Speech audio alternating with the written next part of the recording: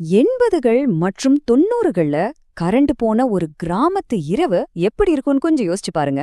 Cellphone வெளிச்சமோ இன்டர்நெட்டோ இல்லாத அந்த காலத்துல ஒரு சின்ன சலசலப்பு கூட நம்ம மனசுல எவ்வளவு பெரிய பயத்தை உருவாக்கும்னு இன்னைக்கு நம்ம ஒரு விளக்க தொகுப்பா, அதாவது ஒரு விரிவான அனாலிசிஸா பார்க்க போறோம்.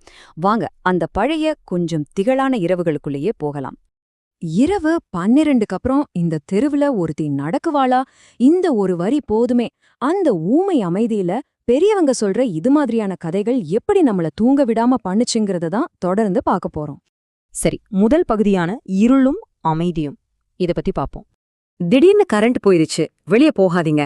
இதுதான் நம்ம வீடுகள்ல உடனே கேக்குற முதல் குரல் இல்லையா? அந்த இருட்டுல நம்மள மீறி ஒரு முடக்க வரும்.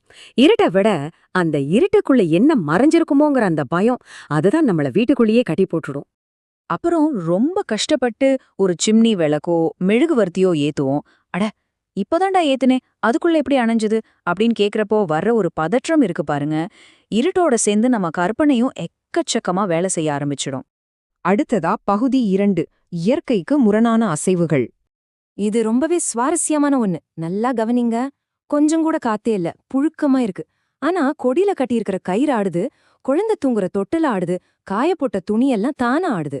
காத்தே இல்லாதப்போ இதெல்லாம் எப்படி ஆடும்? இந்த ஒரு முரண்பாடுதான் பயத்தோட உரைநிலைக்கு நம்மள கொண்டு போகுது.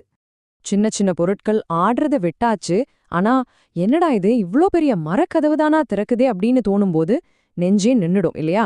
நம்ம மூளை அந்த நிழல்களையும் அசைவுகளையும் ரொம்பவே அமானுஷ்யமா புரிந்து கொள்ள ஆரம்பிக்கிற புள்ளி இதுதான். இப்போ பகுதி 3, விலங்குகளின் எச்சரிக்கைகள் எப்படி இருக்குன்னு பார்க்கலாம். நள்ளிரவு நேரத்துல நாய் வழக்கத்துக்கு மாறா ஒரு மாதிரி ஊளையிடுற மாதிரி குறைக்கும் பாத்திருக்கீங்களா? இந்த நேரத்துல நாய் இப்படி குறைக்காத, கண்டிப்பா வெளியே ஏதோ போய்கிட்டு இருக்கு அப்படின்னு பெரியவங்க சொல்றப்போ நமக்கு அப்படியே சில்லுட்டு போகும். மனிதர்களை விட விலங்குகளுக்கு உணர்திறன் அதிகம்னு சொல்றது இதுக்குதானோ? அதே மாதிரி தொழுவத்துல இருக்கிற ஒரு முழு மாட்டு மந்தையும் கண்ணுக்கு தெரியாத ஏதோ ஒரு திசைய அப்படியே உற்று பார்த்துட்டே இருந்தா எப்படி இருக்கும்? அதுங்க எதை பாக்குது, இல்ல யார பாக்குது? அந்த தெரியாத ஒரு விஷயம்தான் இங்க மிகப்பெரிய திகிழ உருவாக்குது. மந்தியா மட்டும் இல்ல, தனியா கட்டியிருக்கிற ஒரு ஆடு கூட திடீர்னு மிரண்டு போய் நம்ம கண்ணுக்கு தெரியாத எதையோ பார்த்துட்டு அமைதியா நிக்கும். அந்த மௌனமும் அந்த விலங்கோட பார்வையும் நிஜமாவே சுத்தி நடக்கிறதோட அமானுஷ்யத்தை இன்னும் அதிகமாக்கிடும். அடுத்து பகுதி 4, விவரிக்க முடியாத சத்தங்கள். ஒரு பக்கம் நம்ம மூளை லாஜிக்கா யோசிக்கும், கோவில் பூட்டிதானே இருக்குன்னு. ஆனா இன்னொரு பக்கம், அப்ப மணி யார் அடிச்சதுன்னு ஒரு கேள்வி வருது பாருங்க. அங்கதான் லாஜிக்கும் பயமும் நேருக்கு நேரா மோதுது. எந்த ஒரு தர்க்கத்துக்கும் அப்பாற்பட்ட ஒரு பயம் இது. அப்படியே அந்த இருட்டுல ஆளில்லாம கிணத்தடி பக்கம் போனா கிணத்துல தண்ணி சலசலன்னு அசைற சத்தம் கேக்கும். யாரும் இல்லையே, அப்புறம் தண்ணியை யார் அசைச்சது? இந்த சின்ன கேள்வி போதும் பீதி அப்படியே உச்சத்துக்கு போயிடும். தண்ணி அசைஞ்ச சத்தம் கேட்ட உடனே நமக்கு ஒரு சந்தேகம் வரும். அந்த உருவம் ஒரு சாதாரண மனிதனா, இல்ல திடீர்னு காத்துல கரையிற பேயா? மனிதனா இருந்தா நடந்து போன தடயம் இருக்கும். ஒருவேளை தடயமே இல்லாம மறைஞ்சு போயிருந்தா? கற்பனை எந்த அளவுக்கு வேலை செய்து பாருங்க. இந்த சப்பங்கள் எப்படி படிப்படியா அதிகமாகுதுன்னு கவனிச்சிங்களா? முதல்ல தூரத்துல ஒரு கொலுசு சத்தம், அப்புறம் பனிக்குள்ள யாரோ நடக்கிற மாதிரி ஒரு ஓசை, திடீர்னு வீட்டு மாடியில மர்மமான காலடி சத்தம், கடைசியா கரண்டே இல்லாதப்போ தானா பாடுற ரேடியோ. இது அப்படியே நம்மள முழுசா உறைஞ்சு போக வச்சிடும். கரண்ட் கட் ஆகுற இரவு நேரத்துல ஆரம்பிச்சு கொலுச சத்தம் கேக்குற நள்ளிரவு, விலங்குகள் அலறுற நள்ளிரவின் இருள், கடைசியா நிம்மதி பெருமூச்சு விடுற விடியல் வரைக்கும் அந்த ஒரு ராத்திரியில பயம் எப்படி படிப்படியா ஒரு வரிசையா வளருதுன்னு இத நமக்கு தெளிவா விளக்குது. இப்போ கிளைமேக்ஸ்க்கு வந்துட்டோம். பகுதி 5, அமானுஷ்ய உருவமும் விடியலும். நிலா மறைஞ்சிடுச்சு. அந்த பௌர்ணமி வெளிச்சம் கூட இல்லாம போகும்போது இருள் இன்னும் அடர்த்தியாயிடும்.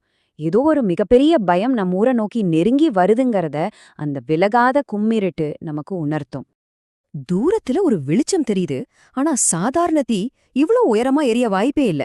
போனா போகுது மின்மினி பூச்சியா இருக்குமோன்னு பார்த்தா அதுவும் இல்ல. அப்போ நிச்சயமா அது இயற்கையான ஒண்ணு இல்ல, வேற ஏதோ ஒண்ணுங்கிற அந்த உணர்வு இருக்கே, அது ரொம்பவே பயங்கரமானது. ஆமாங்க, அந்த புகழ்பெற்ற கொள்ளிவாய் பிசாசு போகுதுன்னு பெரியவங்க சொல்லுவாங்க. இருட்டுல அலைஞ்சு தெரியிற இந்த அமானுஷ்ய உருவத்தோட சித்தரிப்பு பல தலைமுறைகளா நமக்கு கடத்தப்பட்ட ஒரு மிகப்பெரிய பயத்தோட உச்சம்னு சொல்லலாம். இவ்ளோ திகிலுக்கும் நடுவுல மெல்ல சூரியன் உதிக்கும் போது அப்பாடா பொழுது விடிஞ்சிடுச்சுன்னு ஒரு பெருமூச்சு விடுவோம் பாருங்க. அந்த ஒரு நொடியில ராத்திரி முழுக்க இருந்த அத்தனை பதற்றமும் அப்படியே உடைஞ்சு சுக்குநூறாயிடும். அந்த நிம்மதிக்கு அளவே இல்ல. சரி, இந்த விளக்கத் தொகுப்போட முடிவுக்கு வந்துட்டோம். இப்போ உங்ககிட்ட ஒரு கேள்வி. தொழில்நுட்பம் இவ்ளோ வளர்ந்த பிறகும் இருளை பத்தின அந்த ஆதி பயம் இன்னைக்கும் ஏன் நம்ம மனசை விட்டு போகல?